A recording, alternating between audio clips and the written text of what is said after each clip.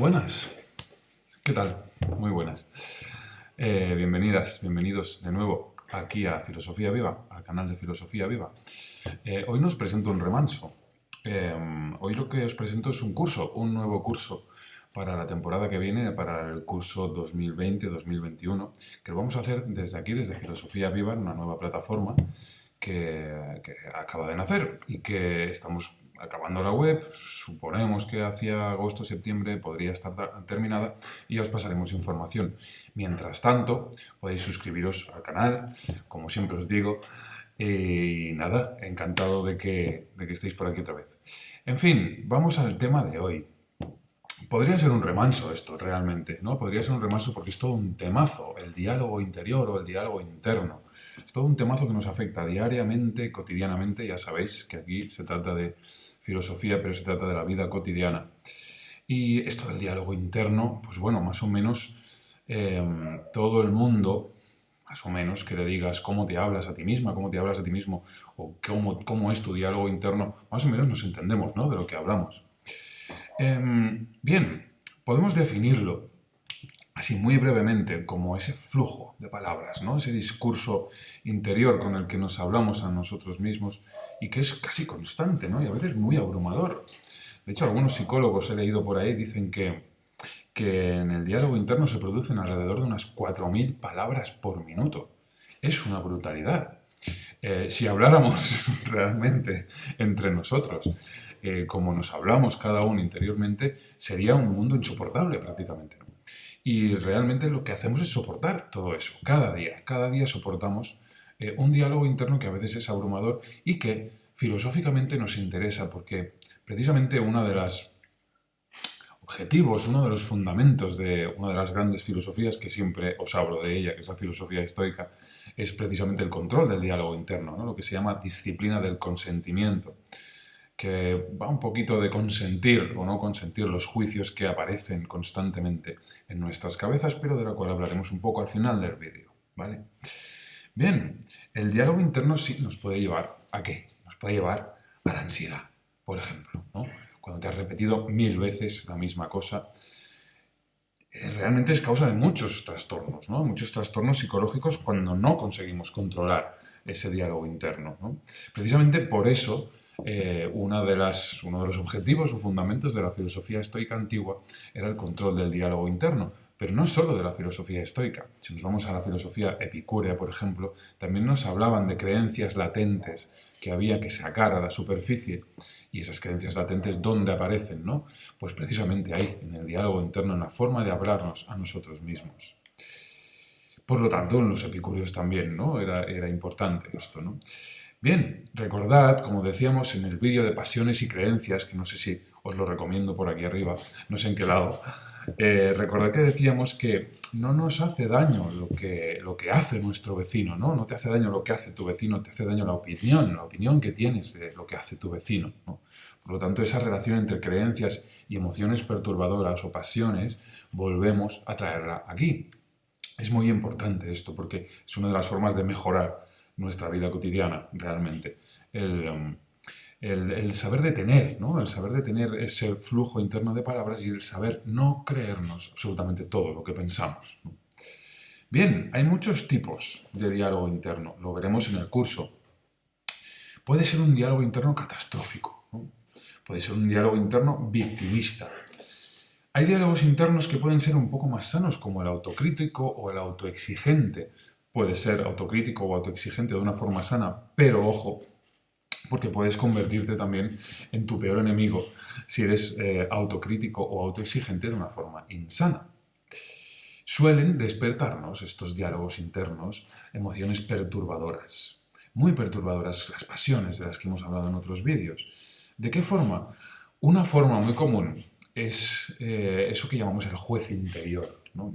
Cuando digo juez interior, prácticamente casi todo el mundo puede entender de lo que estoy hablando, ¿no? Igual que cuando he dicho diálogo interno, ¿no? El juez interior es esa instancia que juzga absolutamente todo lo que pasa afuera y lo que pasa dentro, y con la cual una voz con la cual constantemente podemos estar entrando en conflicto, ¿no? Entre lo que debo, lo que quiero, etcétera, etcétera. Bien.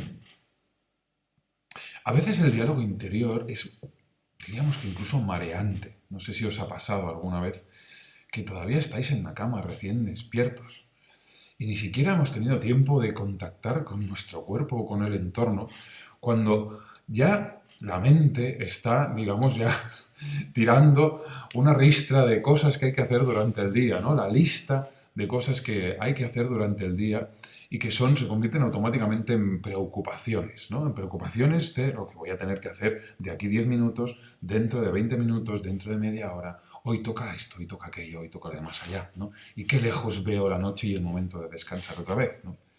Wow, empezamos el día ya de una forma bastante bestia, ¿no? Haciéndonos un poco de daño, ¿no? Si ni siquiera hemos contactado con la realidad que tenemos aquí y ahora, que tenemos un cuerpo que se acaba de despertar y necesita desperezarse un poco, ¿no? Bien, se suele decir en psicología que en el diálogo interno se trata de varias voces en conflicto, ¿no? Esto lo veremos también en el curso con bastante profundidad, pero sí que podríamos avanzar aquí que el diálogo interno se fragua en la infancia, está claro que se fragua en la infancia, y ahora iremos un poco más allá, pero se trata básicamente de tres voces, ¿no? La voz que representa a los padres, que también representa las normas sociales, la voz que representa al adulto o la adulta, y la voz que representa al niño o la niña. Es decir, aquello que quiero hacer, aquello que yo creo que debo hacer y aquello que me dicen y me han dicho siempre que tengo que hacer, ¿no? Por obligación, ¿no? Bien, Ken Wilber, un autor del cual os he hablado alguna vez, vuelve a relacionar, no sé si recordáis el vídeo sobre muerte, tiempo y miedo, en el cual relacionábamos nuestra forma de entender o de vivir el fenómeno de la muerte con el nacimiento de la agricultura. Os remito a ese vídeo para los que no lo hayáis visto.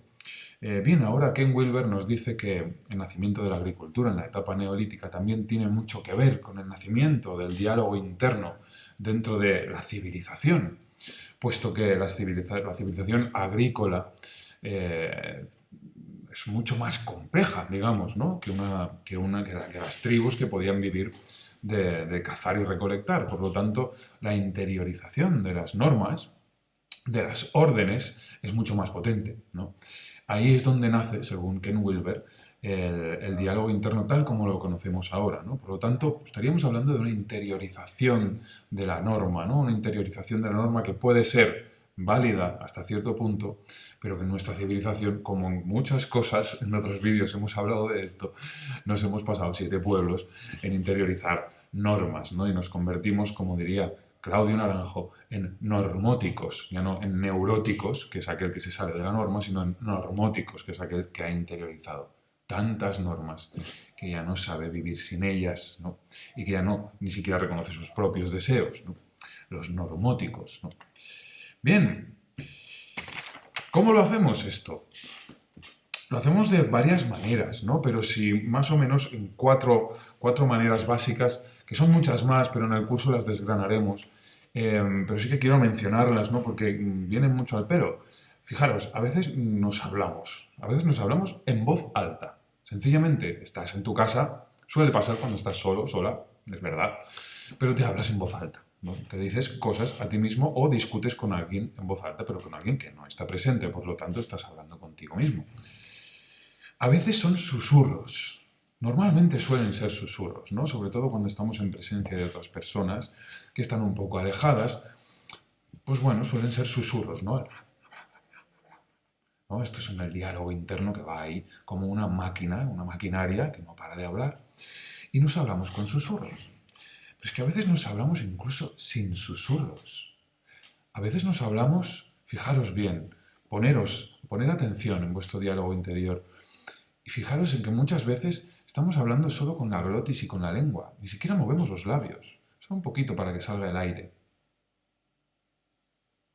Algo se mueve ahí. Y nos estamos diciendo cosas, ¿no? Mentalmente estamos representando esas palabras, pero no las llegamos a decir del todo, aunque sí empezamos a vocalizarlas un poquito.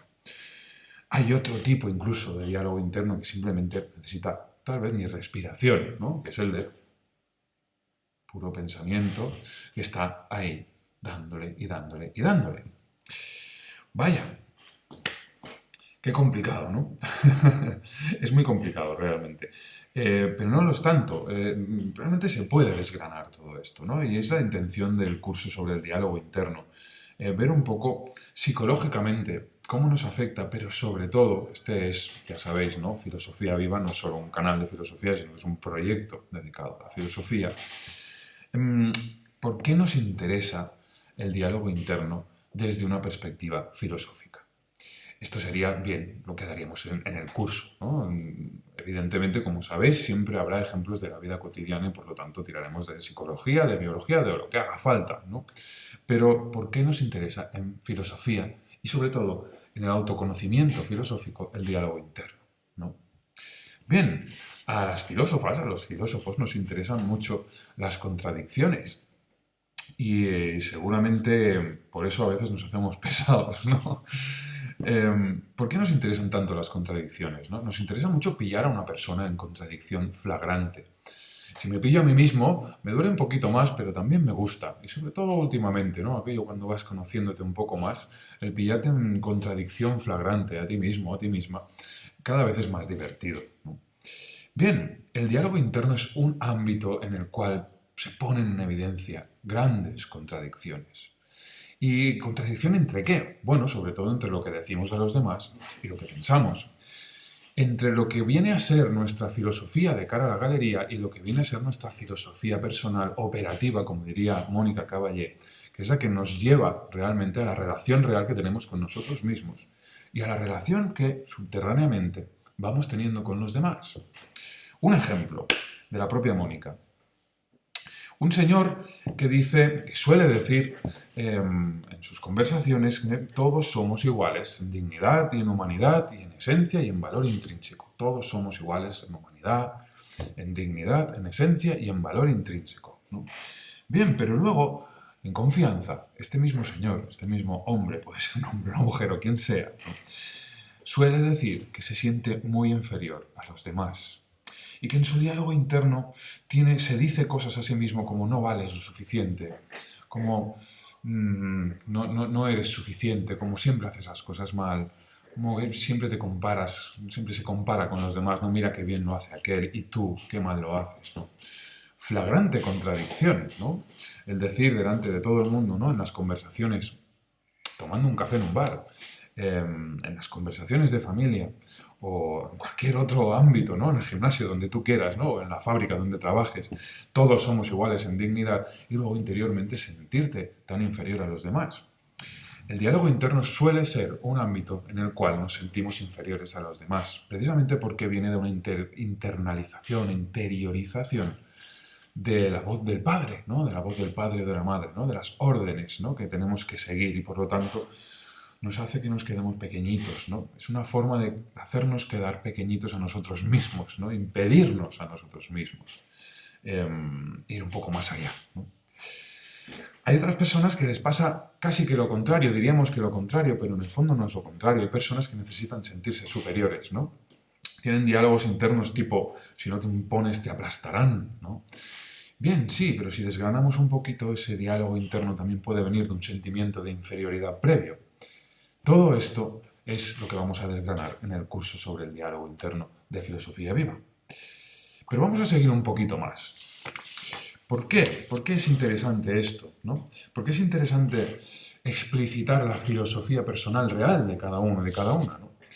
Bueno, si recordáis el segundo vídeo del canal de Filosofía Viva, Libertad y Responsabilidad, también lo pondré por aquí arriba. Si lo recordáis, se trataba un poco de hacernos responsables de nuestra propia experiencia, ¿no? No solo de los contratos que hemos adquirido con tu casero o con tu jefe, sino de hacerte responsable de tu propia experiencia diaria, ¿no? De no escaquearte. Bien, pues darte cuenta de cómo es tu diálogo interno, precisamente es eso, ¿no? Es hacerte responsable de tu experiencia diaria, de tu experiencia más inmediata, diríamos, ¿no? O una de las más inmediatas, ¿no? Porque no es igual que la experiencia corporal. De hecho, el diálogo interno nos sirve para abstraernos de la experiencia real, pero bueno, ya nos damos cuenta de eso, ¿no? Al entrar en él, ¿no? Al tirar el hilo del diálogo interno. parece que no hagas nada, ¿no? Realmente, ¿no? Tenemos un concepto de hacer en nuestra cultura que va un poco, ¿no? Que hacer lo entendemos como modificar alguna cosa externa con nuestras manos, ¿no? Eso no parece que no estés haciendo nada, ¿no? Y también tenemos esta idea de que es el mundo el que tiene que cambiar, ¿no? Hay que hacer cosas en el mundo porque es el mundo el que tiene que cambiar, no yo, ¿no?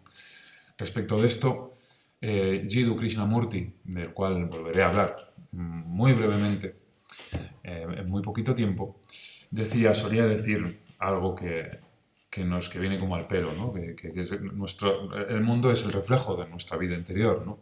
Por lo tanto, ojo con esto de que yo no tengo que cambiar, el que tiene que cambiar es el mundo, ¿no? Bien, algunas indicaciones prácticas, ¿no? Unas pequeñas indicaciones prácticas, así como un tast que se dice en catalán, una cata, un aperitivo, por decirlo de alguna manera, ¿no? Un aperitivo. ¿Cómo darte cuenta? ¿Cómo te das cuenta de tu diálogo interno? Hay varias maneras. Repito que lo desgranaremos profundamente en el curso, ¿no? Pero algunos pequeños consejillos a lo mejor no van mal, ¿no? Para empezar. Bien, el primero sería, intenta descubrir cómo te hablas. ¿Cómo te hablas? O sea, ¿en qué tono te hablas a ti misma o a ti mismo? ¿Ese tono es un tono agresivo? ¿Es un tono condescendiente? ¿Es un tono maternal? Tienes cuidado de hablarte, ¿no? ¿Es un tono policíaco? ¿Te hablas como un psicópata? ¿Un auténtico psicópata? ¿Te hablas como un funcionario? En el sentido de que eres severo, pero calmado y tranquilo, ¿no? Contigo mismo. ¿Qué voz reconoces ahí, ¿no? ¿Reconoces la voz de alguien ahí? Esta es otra cosa, ¿no? También podría ser. ¿Reconoces la voz de alguien en concreto ahí? ¿O es tu propia voz, sencillamente? ¿Qué sientes también, ¿no? Dentro de este punto es qué sientes al hablarte de esa manera. ¿Cómo te sientes cuando te pillas flagrantemente hablándote de alguna manera en la cual te estás castigando, ¿no? Por ejemplo, o estás discutiendo mentalmente con alguien, ¿no? A este respecto de discutir mentalmente con alguien, algo que cuando vemos desde fuera es tremendamente divertido, ¿no? Nos parece un Mr. Bean, ¿no? Hablando solo, ¿no? Cuando alguien está discutiendo mentalmente con otra persona, pero que cuando lo estamos pasando no es tan divertido, hace sufrir bastante. Pregúntate, ¿no? ¿Sales bien parada, sales bien parado de las discusiones mentales con los demás?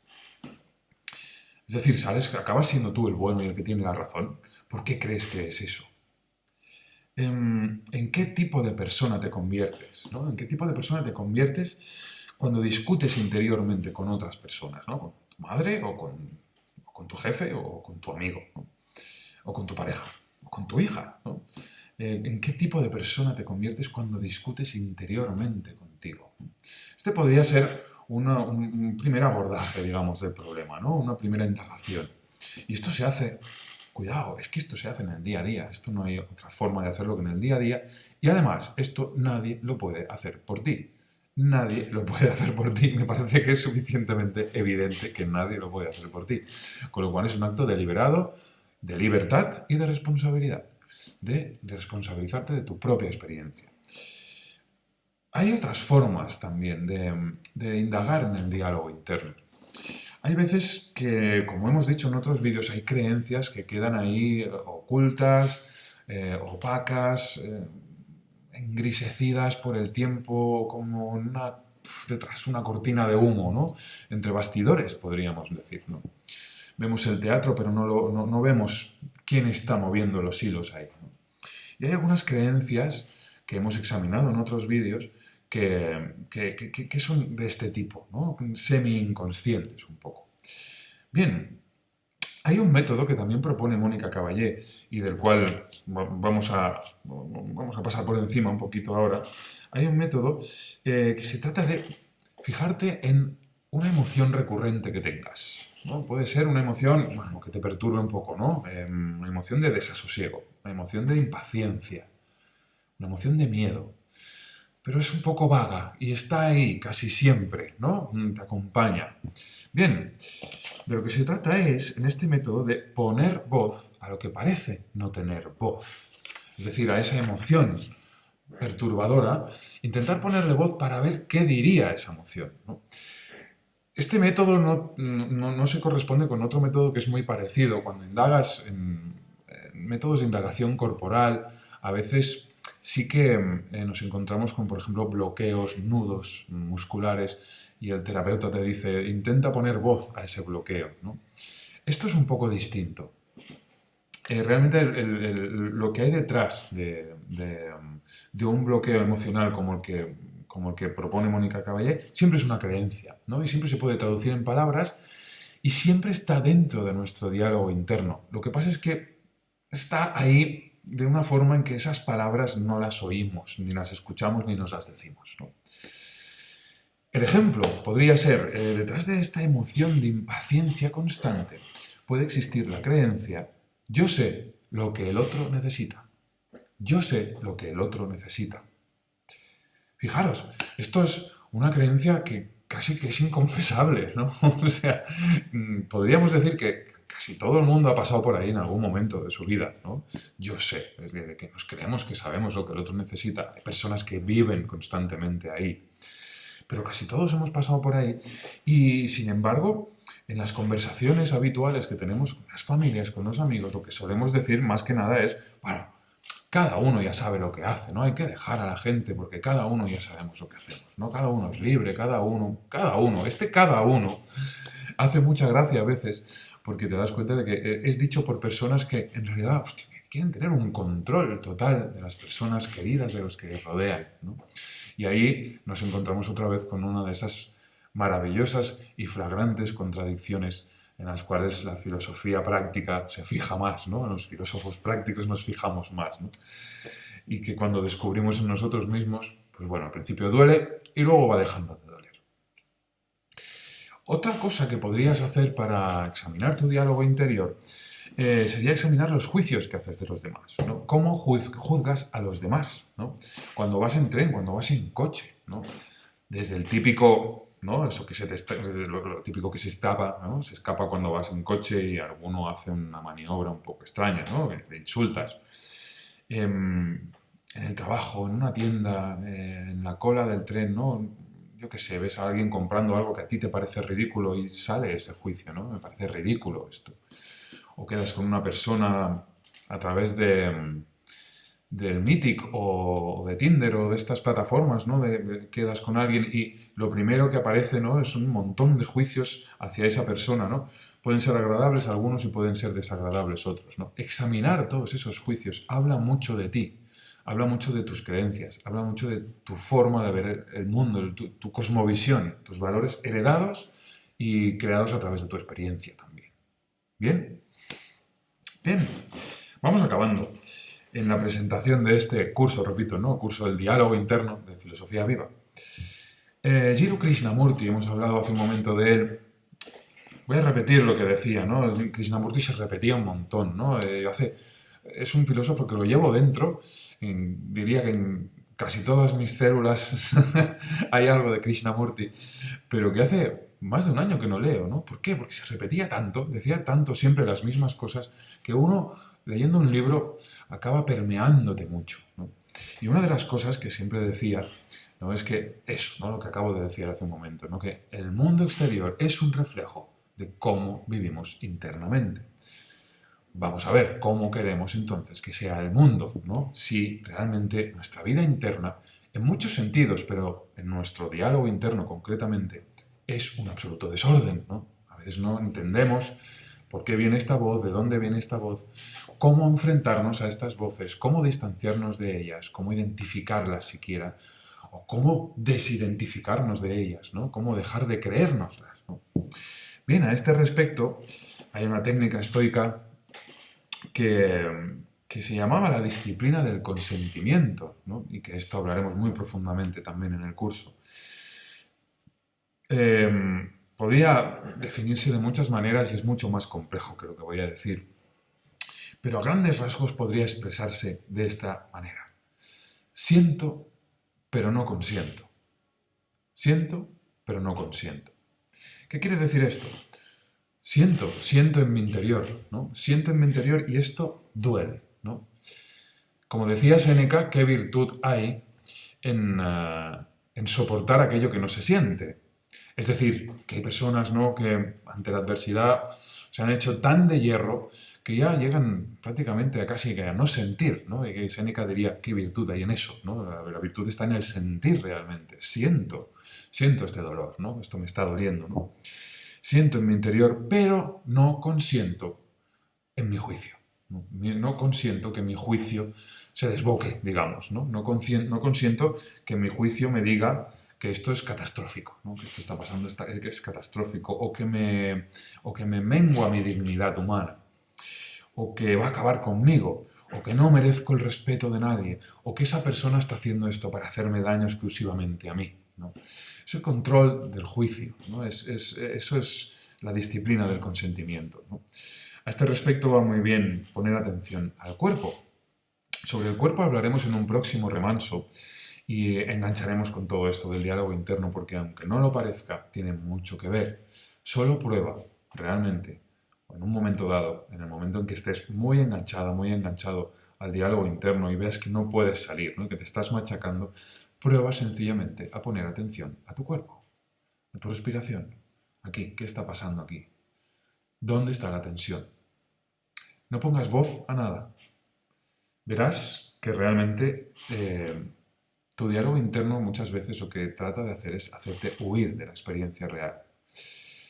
Esto lo daremos todo, como digo, en el curso y en próximos vídeos de Filosofía Viva. Espero que os haya gustado, espero que os haya exhortado un poco a tener curiosidad por este tema y nada, que vaya muy bien. Hasta la próxima, hasta el próximo remanso, próximo vídeo, que os haya servido. Hasta luego. Adiós.